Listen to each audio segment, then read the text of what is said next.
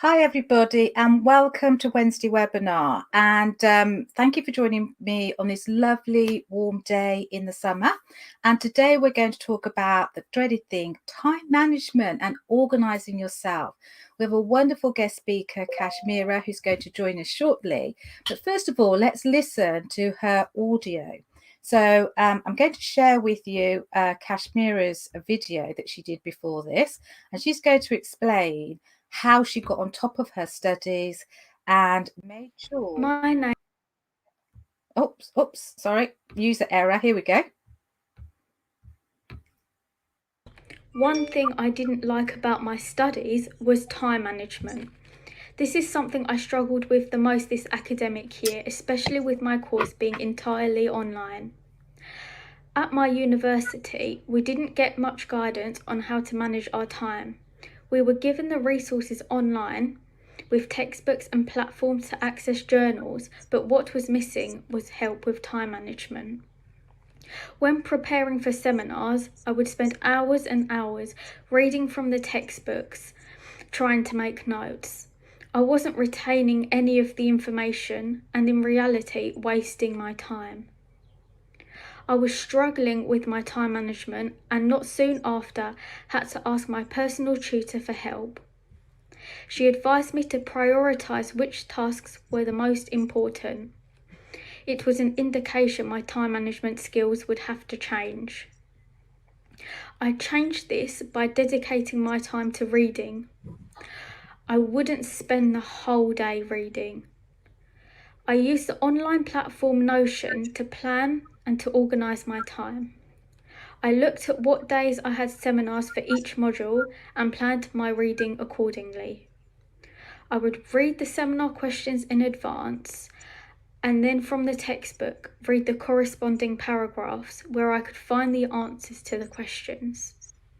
I stopped reading all the information mindlessly, but picked out the most significant pieces of information. By using this method, I also found that I had more time to look at further reading. Changing my method of time management had a positive impact on my studies. Organising my time helped me to understand the content, having further time for reading. Whilst preparing for my land law summative, I had stuck to the tedious method of attempting to read everything, and the end result meant I didn't achieve the grade I wanted. After changing my time management skills, I chose carefully what to read, and as a result achieved a first class in my European Union law summative. If I have to summarise my advice in one word, it would be organisation. Kashmira, we have Kashmira with us now. I'm just going to add her to the stream so that you can see both of us. Here we go. Kashmira. Nope. Oh, dear. Yep. We're just about to add Kashmira to the stream now. Yes, there we are. Lovely to see you. Kashmira, that was such a wonderful, wonderful audio, because I think so many students have been in exactly the same position that you've been in, and you managed to get yourself out of it. So can you tell us, when did you start to realise there was a problem with your studies? I think it was just soon after I'd started second year, so about like the third or fourth week, I realised that all the reading was just piling up. It was all getting a bit too much to handle. Well, I can say, like, even as a tutor, when I have to prepare for my classes, sometimes I look through the reading list and it's just enormous. And you can sort of maybe do it through your first year, and then suddenly in your second and third year, the reading list just becomes, uncontrollable. And you started to try to read everything on the reading list. How many hours were you sort of spending reading? I would like start reading at like 8:30, and I'd still be up past 11:30 at night just reading, and I wasn't being proactive, basically. Yeah. I mean, it's so difficult if you're not familiar with a topic. and you start to read books that are very detailed and very technical, it just makes the subject too complicated, and your mind doesn't have that perspective on the subject. And as you say, you just try to read more and more and more, but you just don't understand it on a general level. So the detail doesn't make any sense. And it's so easy to do that because the reading's on your reading list. So how did you decide to take that first step and go and see your tutor? What was it that made you decide to do that? Because I think the problem that I can see is that lots of students just keep going, doing the same thing, thinking that if they work longer and longer, it's going to get better, or actually thinking that they're not very bright and there's something wrong with them. So what was it that made you go and speak to a tutor? My housemate also does law. We do the same course, and it seemed like she was struggling as well. So when I asked a couple of my other friends, they were like, the reading's getting too much. We don't know what to do. And I thought, you know what, I think it would be a wise idea if I email my tutor to get to see what she has to say. Absolutely. Yeah. And you know, so many students are frightened of actually emailing their tutor and admitting that they're having difficulty. But if you don't admit that you've got a difficulty, then you can't find the solution to it. So how was the attitude of your tutor? Because most people think their tutors will think they're stupid and be really dismissive. How was it when you actually broached the subject with your tutor? She was really supportive and really positive as well. You know, I explained to her, like I'm usually someone who likes to keep on top of their work. I don't like falling behind, but I said to her, this is the first time I'm actually really struggling with keeping up with all the reading, all the work. And she said, oh, I taught you in first year. I know, like, you're always on time. You always had your work on time, done on time. And then she just said to me, you know what, you need kind of like a bit like an action plan, have a look at all the work you've got to do, prioritize what's important first, and then just work your way through that as well. And then our university has like a support group, support kind of like clinic thing. So she said, if you're still struggling after that, it might be right to contact them as well. And when you started to organise and prioritise things, how long did that take? Because some people think, oh, I haven't got time to do all this prioritising and organising. I've got to be reading. And they just don't make that first step. How long did it actually take to organise your reading? Was it a gradual thing, or did you just spend a day just organising everything? Yeah, I think it was just like a weekend where I just took out and thought, you know what, if rather than spending the weekend just trying to read everything, cram it all in, if I plan it out wisely, it will probably work off better that way, and it did. Yeah. I mean, and would you say the actual step of organising, was it difficult to do, or was it just, once you get into a system, it all made sense and logical? Yeah, I I mean, was think there any magic to how you organised and prioritised? I kept seeing the online program Notion being used. A lot of people were using like checklists, like making checklists on Notion. So I done the same thing, and then, I saw like a giant overview of everything that I had to do, but I broke it down so I know what I had to do first for this week and the following week. Yeah, it made it much more easier. I mean, it's that And more classic thing that manageable. if you think about everything you've got to do, you'll just get overwhelmed. But if you can break it down into weeks and days, and you've got 3 things that you've got to do today, it just so much more manageable. And in terms of deciding what you're going to read and what you're not going to read, how did you make that choice? I started by just reading like your essential reading, and then I download the article, like a few of the articles, and I would just flick through. And I thought if there was anything that looks like maybe it might be on an assessment, or it was like a part of a seminar question. That's when I would like thoroughly read it. I wouldn't just mindlessly read everything like I tried to do at the beginning. So, I mean, that's really key to just get the essential reading, get the broad overview, get a good understanding of the subject. And then if you want to look into things in a bit deeper, I mean, if there's a leading authority on a particular subject, then of course you're going to read that case. But it doesn't mean you have to read every case and every article. And this year I've taught, so I know that there are lots of cases in tort. There's one case for the general rule, there's 6 cases for the exception. So there's always loads of cases to read. But if you focus on the general rule and the obvious exceptions, it's so much more manageable. And when you've done this, how did you feel? That's a really important question. I did feel quite relieved, but also I knew that I was having a summative coming up, so I needed to make time to, to plan and prepare and write the summative as well. Yeah. And do you think that the organisation skills that you were using during the term, did they help you when you came to your summative assessment?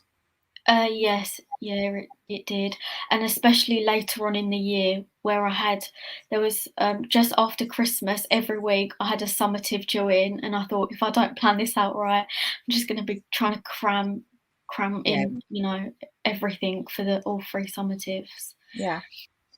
And so there are physically times where you can't just cram because you've got like assessment. I know as I said, I've just been doing tort, and the poor students, they've had like 2 weeks of assessments. You can't cram for every single one because you've got so many over 10 days or 2 weeks. So planning is so important. Can you put your finger as to why you didn't plan in the first year, but you've been so successful at planning in the second year? What was it about the first year that you were able not to plan, but in the second year it was essential to do planning and time management?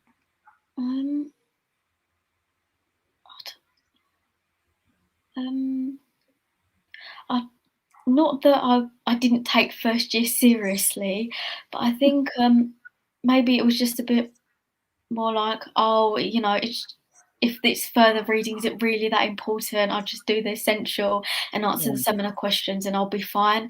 But in reality, if you want to, get 2-1 first, you need to do more than just read the essential reading. Absolutely. Yeah. So look, what happens is in your first year, it's a gradual introduction to the subject of law. When you start to get to second and third year, where it's counted towards your overall degree question and your classification, just doing the bare essentials is never going to be enough because you're in competition with all these other people who want to do as well as they possibly can, and they're working hard. And so your level of learning, it goes up. And I don't think students always realize that second and third year and then postgraduate studies, the learning curve goes up dramatically. So if you're struggling with a new subject and you're not organized, it's like trying to run uphill with the wrong kind of shoes on, isn't it?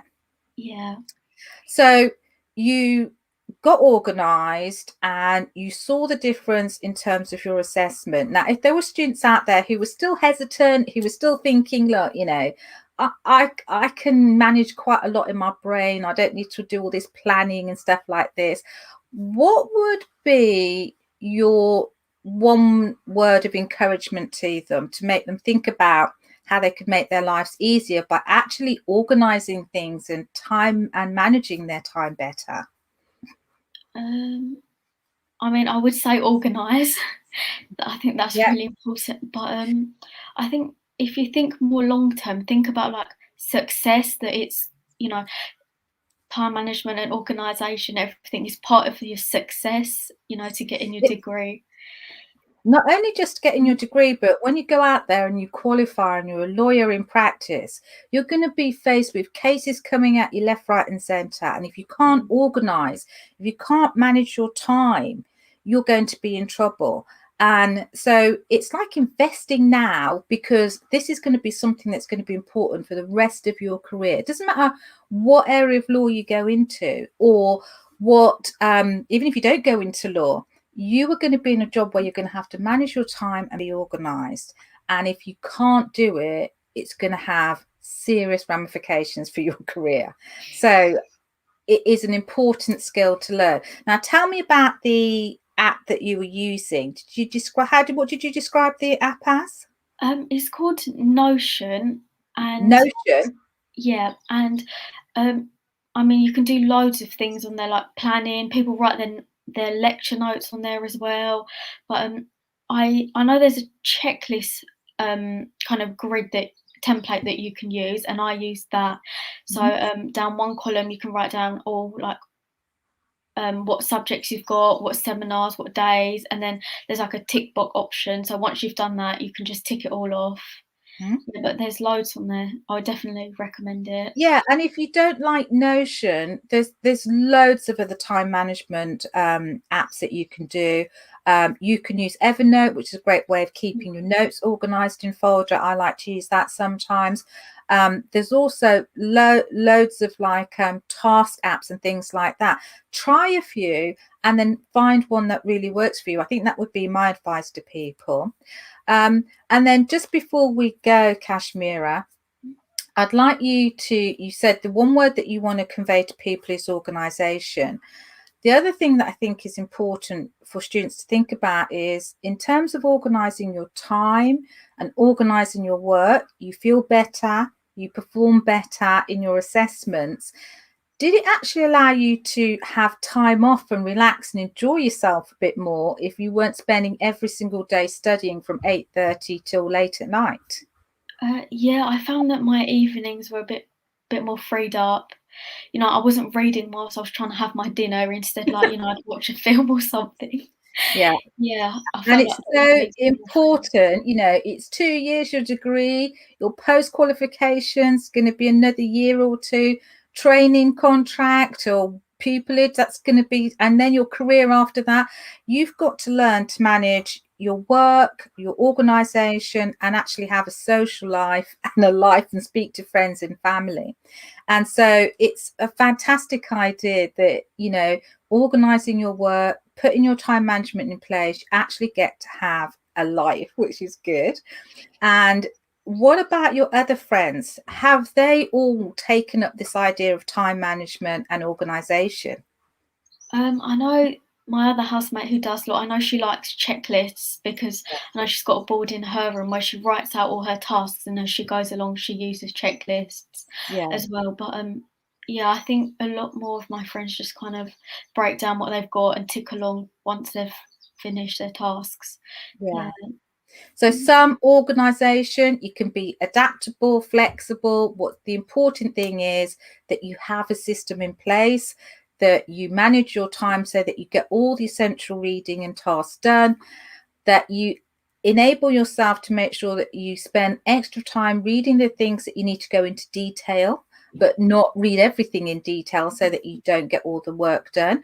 And then being able to have a life and being able to communicate and talk to friends and family and just being able to chill out and relax so that, life is about being in a marathon. It's not a sprint. And clearly your degree is going to be several years. So one word, organisation. It's a lovely word. Kashmira, thank you so much for your audio. Thank you for the time for speaking to us today. Really appreciate it. And go off and do something lovely with the afternoon. Thank you very much, Kashmira. And goodbye to everybody who listened to us. Thanks for joining us. And Thank next you, week, we'll see you Suzanne. on Wednesday webinar. Thanks, Kashmira. Bye. Bye.